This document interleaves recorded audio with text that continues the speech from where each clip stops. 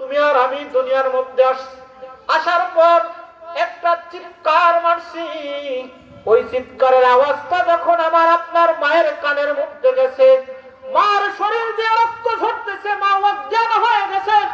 কিন্তু আমার আল্লাহ মায়ের অন্তরে সন্তানের প্রতি এই পরিমাণ মহব্বত আর ভালোবাসা ঢেলে দিয়েছে। ওই সন্তানটা যখন চিৎকার করে, মায়ের কানে যখন চলে যায়, আস্তে আস্তে ওই অবস্থায় মা জ্ঞান ফিরতে থাকে। বলেন ঠিক কিনা? ওই রক্ত মাখা অবস্থায় পাশে যারা থাকে তাদেরকে বলে, কে আসরে আমার কলিজার টুকরা, আমার সন্তানকে আমার কাছে নিয়ে আসো। যখন দুয়ে মুছে যখন ওই রক্ত মাখা অজ্ঞান অবস্থায় মার সামনে যখন সন্তানের চেহারাটা যখন বসানো হয়, এক নজর নিজের সন্তানকে দেখার সাথে সাথে মা 10 মাসের কষ্ট মুহূর্তের মধ্যে ভুলে যায়। বলেন ঠিক কিনা? এর নাম হলো মা, এর নাম হলো মা। আল্লাহ বলেন, তোমার মা তোমাকে কষ্টের সাথে বহন করেছে। হামালাতহু উম্মুহু কুরহা ওয়া ওয়াদাআতহু কুরহা। তোমার মা যেদিন তোমাকে দুনিয়ার মধ্যে যখন আসছো, আসার মুহূর্তটা সবচাইতে কষ্ট ছিল তোমার মার। এই কষ্ট কিন্তু বাবা করে নাই। বলেন ঠিক কিনা? বাবা করছে। আমার আপনার যে ধৈর্য, যদি আল্লাহ সিস্টেম করতো একটা বাচ্চা মহিলার পেটে হবে আর একটা বাচ্চা পুরুষের পেটে হবে, পুরুষের, তোমার আমার যে ধৈর্য, আমার আপনার যে মেজাজ, পেটের মধ্যে 10 মাস যন্ত্রণা সন্তান দিয়েছে, বাবা বলে কি করতো? রাগ, খালি বারাত। দুনিয়াতে আয়, দুনিয়াতে তোর যন্ত্রণার কষ্ট সহ্য করতে পারি নাই। দুনিয়াতে আসার সাথে সাথে বাবার আসার করে বেড়ে ফেলতো। এত কষ্ট দিচ্ছে, এত কষ্ট। তোমা এত কষ্ট এক নজর দেখার সাথে সাথে ভুলে যায়।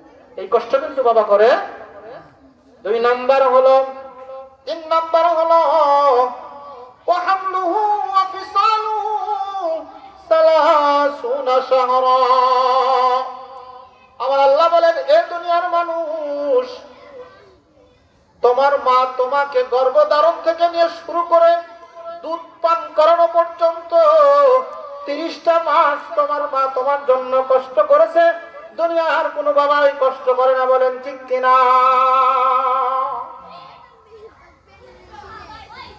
মা গর্ভধারণ করেছে 2 বছর পর্যন্ত, আমাকে আপনাকে দুধ পান করাইছে। বলেন ঠিক কিনা?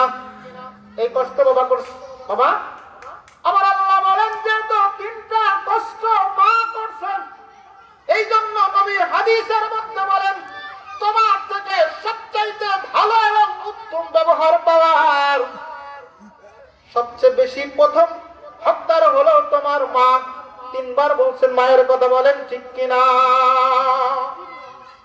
তোমার আমার মা কি পরিমাণ কষ্ট করে।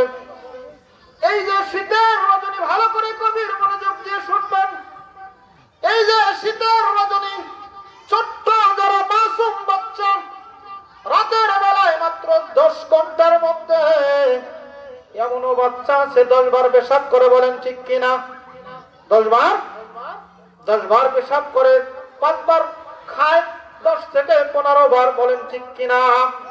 তাহলে 5 থেকে 6 ঘন্টা সময়ের মধ্যে তুমি যদি তোমার 10 থেকে 15টা হাজতের প্রয়োজন হয়, এই প্রয়োজনগুলো কে মিটায়?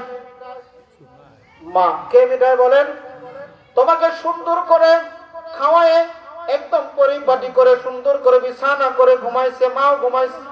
হঠাৎ করে তুমি কান্না করছো, মা বুঝতে পারছে আমার সন্তান পেশাব করে দিয়েছে। বলেন ঠিক কিনা? এবার যতই কঠিন শীত হোক, যতই কষ্ট হোক, যতই নরম কম্বলের গরম বিছানা হোক, মা কিন্তু এক মুহূর্ত সহ্য করে না। সাথে সাথে কম্বল লাঠি মেরে দিয়ে তোমার পিছের নিচ থেকে ওই বেজা খেতাটা সরিয়ে আবার পাশে রাখা শুকনো একটা খেতা তোমার পিছনে দিয়ে দিয়েছে। বলেন ঠিক কিনা? আধা ঘন্টা পর আবার তুমি পেশাব করেছো, এরকম 1 বার নয়, 2 বার নয়, 10 বার পর্যন্ত পেশাব করেছো। 10 বার মা রাতের বেলায় কি করছেন? তোমার খেতা কাপড় পরিষ্কার করছে। এরপরে খেতা কাপড় শেষ হয়ে গেছে, তারপরেও পেশাব করছে।